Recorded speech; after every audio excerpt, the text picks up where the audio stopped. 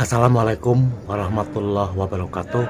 Selamat pagi semuanya bagi teman-teman semuanya, rekan-rekan atau saudara, teman-teman yang beragama Hindu, Nasrani, Katolik maupun yang berada di Indonesia maupun di negara-negara sahabat. Pada pagi ini saya buru-buru untuk mengangkat ke YouTube karena mendekati 17 Oktober.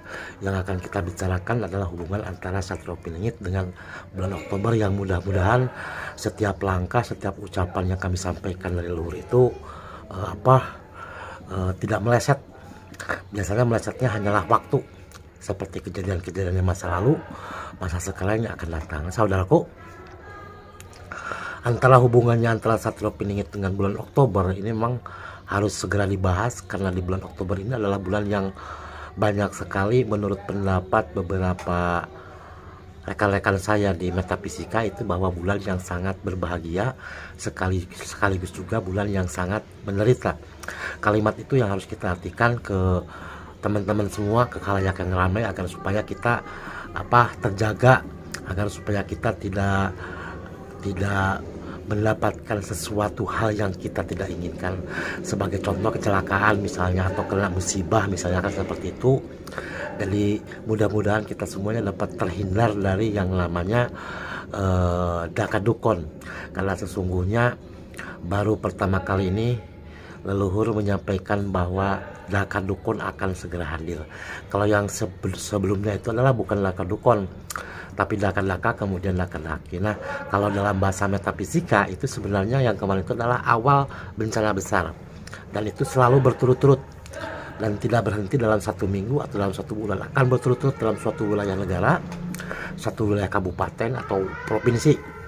Tapi mudah-mudahan semua yang disampaikan oleh leluhur adalah merupakan sebuah kebohongan belaka. Tetapi selama ini sejak tahun 2018 saya mulai siap-siap membuka sejarah Sunda Galuh, tidak pernah ada satupun yang meleset. Kalau teman-teman atau saudara aku, keluarga saya yang ke rumah itu kan silakanlah bercerita apa yang pernah disampaikan leluhur itu salah. Biasanya hanya waktu, kejadian pasti terjadi. Nah, untuk di akhir zaman ini kita harus waspada, karena di akhir zaman sesungguhnya itu yang pertama secara metafisika bahwa alam jin, alam tin itu udah sulit lagi berdekatan, berhadapan dengan kita. Jadi yang mengganggu pikiran kita itu tidak lagi jin, tidak lagi din, tidak lagi tin yang bukan sesuai dengan agama kita. Kalau agama kita Islam mungkin itu adalah jin kafir. Nah, seperti itu yang akan mengganggu pikiran kita, karena sesungguhnya pikiran kita itu dipengaruhi oleh beberapa faktor. Kalau yang pengaruh dari faktor itu datangnya dari malaikat, biasanya itu dari Allah, sebuah kebenaran. Tapi kalau datangnya dari jin, dari din, dari tin, nah itu apalagi dari setan atau dajjal, itu kebanyakan itu menyesatkan dalam pikiran kita, dalam tindakan kita. Kalau setan sama dajjal itu tidak bisa kita mendengar atau membisiki kita dengan hal itu, akan tetapi merubah pikiran kita. Bisikannya itu di hati yang paling dalam. Tidak semua orang itu mampu untuk masuk ke alam itu, ke alam jin sama alam dajjal. Tetapi banyak di antara orang-orang metafisika itu hanya mampu ke alam jin. Jadi alamnya yang masih dasar. Kalau ada tingkatan itu kan ada alam manusia, ada alam jin, ada alam tin, ada alam din, ada alam korin. Nanti udah alam yang lain, alam malaikat, alam yang lain, saya sendiri nggak mampu untuk masuk ke sana. Rata-rata seorang Satrio Piningit itu masuk sampai ke alam jin saja, Satrio Piningit. Tapi kalau kelasnya Matura tuh biasanya masuk ke alam korin, melewati alam jin, din, dan tin lah. Kalau yang namanya Satrio Piningit sejati itu semua alam dia masuk, dan itu hal yang tidak mungkin dilakukan oleh seorang pinggiran lah, seperti orang Sunda Galuh gitulah. Sulit lah untuk nyampe ke sana seorang Ratu Adil. Ratu Adil itu harus mumpuni dari ilmunya, dari kekayaannya, dari pengaruhnya. Untuk sementara ini kan tidak pernah muncul. Sejak zaman kita merdeka itu hanya otorita belaka, itu makan kekuasaan pengusaha. Makanya sejarah Sunda Galuh kan sejak zaman Belanda itu dibrandel, zaman Orde Lama, Orde Baru itu dibrandel. Kalau teman-teman yang sudah pernah merasakan di zaman dahulu Orde Lama kan, Orde Baru ya sampai di penjara, sampai dikucilkan kan, ada yang sampai dihilangkan, ya itu mah sudah nasib lah, seperti itu kan, karena bukan zaman lagi demokrasi. Kalau sekarang zaman demokrasi ya, baik buruk sisi pemerintahan kan menguntungkan, dan itu kan ada yang tidak kan, tergantung bagaimana kita menerimanya. Yang jelas bahwa seorang Satrio Piningit itu hubungannya dalam Oktober itu sangat mengerikan. Artinya ketika seorang Satrio Piningit yang lulus nih ke Ratu Adil mempunyai pikiran yang negatif, maka akan terjadilah dalam nyata. Jadi tidak semudah orang itu menganggap remeh kepada seorang Satrio Piningit. Ada yang mau melecehkan, ada yang bilang sok tahu lah, ada yang bilang itu nggak mungkin, impossible kan. Bahasa kita tuh Satrio Piningit Ratu Adil. Bahasa dalam Al-Quran barangkali adalah Imam Mahdi. Nah, Imam Mahdi nggak tahu dari mana, apakah dari Indonesia, apa dari mana, kita nggak tahu. Hanya ada kemungkinan seorang Satrio Piningit yang lulus menjadi seorang Ratu Adil jelas seorang Imam Mahdi. Dia seorang yang maha kaya raya. Kemampuan metafisika luar biasa. Dialah yang akan memakmurkan sebuah negara. Tidak tahu di negara mana, apakah Indonesia, apakah Mekah, apakah Malaysia, kan kita tidak tahu. Tapi nanti kan akan terlihat oleh mata nyata oleh manusia. Nah, hubungannya karena kalau Satrio Piningit berasal dari Sunda Galuh Pajajaran, Sunda Galuh Pakaryung, Sunda Galuh Pananjung, Sunda Galuh Pataruman, Sunda Galuh Galhut, Sunda Galuh Caimari. Ada 22 kerajaan di bawah kerajaan Sunda Galuh. Itu pasti berhubungan dengan bulan Oktober, tidak mungkin dengan bulan yang lain. Biasanya sendiri di kerajaan Sunda Galuh sendiri di bulan Oktober itu ada acara yang namanya nyanduk selama 7 hari, dan baru dilaksanakan setelah baru berhenti itu ketika terjadi perang Bubat 1432, kesini tidak pernah dilaksanakan berabad-abad lamanya. Kemudian pada tahun 2019 baru kami laksanakan kembali pada tanggal 17 Oktober. Nah, untuk sekarang dipercepat, bukan 17 Oktober tapi 15 Oktober karena seperti itu yang diperintahkan, karena ada hal-hal tertentu yang saya sulit untuk diceritakan di YouTube ini, jadi dipercepat. Jadi nanti acaranya tuh Sabtu malam Ahad ditutup dengan muludan, biasanya kan seperti itu.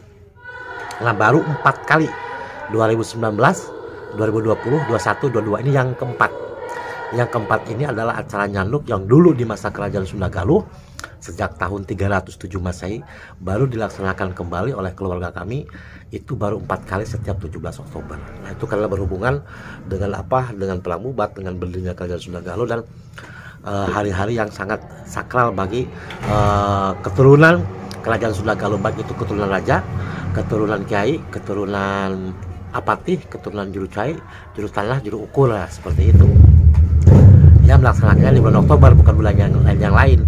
Itu selama 7 hari. Nah, yang mewanti-wanti bahwa seorang Satrio Piningit di kerajaan Sunda Galuh itu adalah berhubungan sekali dengan bulan Oktober, karena di bulan Oktober juga di situ kematian atau dihianatinya raja-raja Sunda Galuh yang terjadi pada tanggal 17 Oktober di perang Bubat. Salah satu maharaja yang meninggal, yang terakhir yang ke-19, yaitu Maharaja Linggabuana Sakti. Kemudian Pangeran Lalangbuana, itu sudah saya jelaskan di YouTube sebelumnya. Tapi di dalam 17 Oktober sendiri, sampean silakan lihat di kalender apa ada perbedaannya dengan bulan yang lain atau tidak. Nah, itu maka kita waspada di bulan Oktober ini. Dan orang-orang Sunda Galuh, kalau yang biasa ke pantai, mainlah di pantai, tapi kalau sudah asar ya pulanglah, seperti itu kan.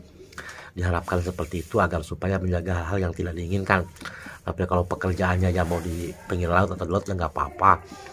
Itu kan yang namanya kan saran, bukan sebuah keharusan kan. Saran aja, kalau udah asar lah pulanglah gitu, jangan di pinggir pantai, kecuali rumahnya di pantai kan. Mau ngapain, mau pulang kemana kan, tetapnya di pantai kan. Nah, kemudian juga bahwa di tanggal 17, artinya Ahad malam Senin itu disampaikan leluhur bahwa korinnya itu akan mendampingi keturunan masing-masing. Nah, bagi yang tidak didampingi oleh korin leluhurnya dan korin dirinya, adalah kemungkinan ya cepatlah dia diambil oleh alam kan, seperti itu. Oleh alam dulu lah kan, mungkin kena bencana lah, mungkin apa segala macam gitu kan. Korin yang pertama itu leluhur akan mendampingi keturunannya. Kalau ayahnya sudah meninggal, lakon itu akan mendampingi anaknya, cucunya, menantunya kan, seperti itu. Nah, kalau dari keturunan raja, ya raja-raja beserta orang tuanya, keluarga akan mendampingi keturunannya itu sampai akhir zaman kalimatnya. Mungkin akhir zaman untuk umat manusia kan kurang lebih 32 tahun lagi lah. Kurang lebih seperti itu kiamat khusus untuk manusia. Kalau kiamat yang subro yang terakhir itu mungkin masih lama, sekitar 497 tahunan lagi lah kurang lebih, kan seperti itu menurut leluhur, bukan menurut saya. Jadi intinya bahwa pada bulan ini pula lah ada kemungkinan bahwa sesuatu terjadi di hampir di separuh lebih seluruh dunia, bukan hanya di Indonesia.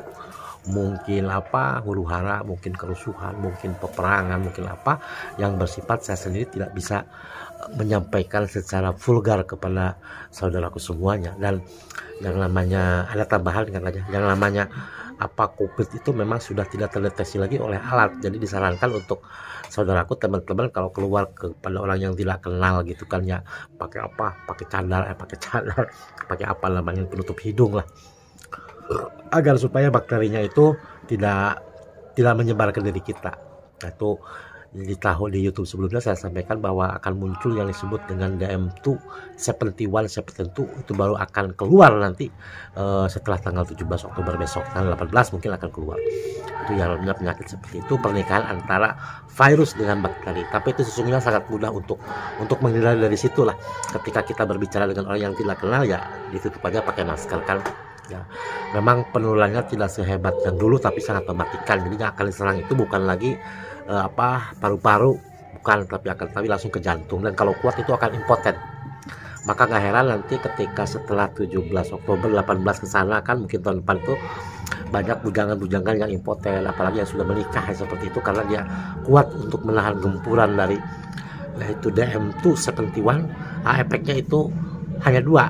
Satu, bagi laki-laki itu impoten, bagi perempuan itu keguguran, kemudian gatal-gatal, kayak buduk gitu kan. Karena itu sesungguhnya harus bersyukur, karena itu adalah powernya kuat untuk menahan sebuah kematian, karena dia diserang itu jantung. Kalau secara medis saya tidak bisa dijelaskan di ini kan di YouTube, karena nanti YouTube saya ditutup, di close oleh YouTube, jadi nggak boleh, termasuk obatnya pun itu tidak boleh. Jadi makanya saya tidak menyampaikan seperti dulu lagi, vulgar enggak, agar supaya kelanjutan YouTube saya kan untuk menyampaikan pesan-pesan penting kepada keluarga saja, atau teman-teman yang memang mau ya, atau mau ikut, istilahnya mau menurut apa yang disampaikan leluhur, ya silahkan. Kalau yang enggak, ya kami pun tidak pernah untuk memaksakan sesuatu, baik itu sejarah apapun. Saya tidak pernah memaksakan saudara, aku harus percaya. Saya tidak ada untungnya buat kalian semuanya, tidak ada untungnya. Sejarah saya keluarkan, apapun yang saya keluarkan, saya tidak ada untungnya. Saya hanya menyampaikan saja. Tapi kalau kalian penasaran atau kalian memang mau lanjut, ya tanyalah ke sejarawan-sejarawan yang mereka lebih pintar, lebih hebat dari saya, seorang sarjana atau seorang profesor. Ya, lihat aja 30 tahun ke depan yang akan datang, saya masih berbicara atau kalian yang sudah tidak ada. Terima kasih saudaraku. Wassalamualaikum warahmatullahi wabarakatuh.